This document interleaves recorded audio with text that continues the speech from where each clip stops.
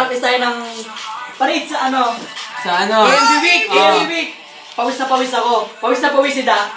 Pawis na pawis si Aaron. Si Sean nag-amoy. Amoy mo ako, Sean, kung mabaho pa ako. Di pa sobrang bango mo. Ito ba yan? Alam mo yung isang nominate namin? Pawis na pawis tayo na. Yun ang excuse ko. Pawis na pawis kami nun. 1, 2, 3. Video yan. Oh my God. Okay.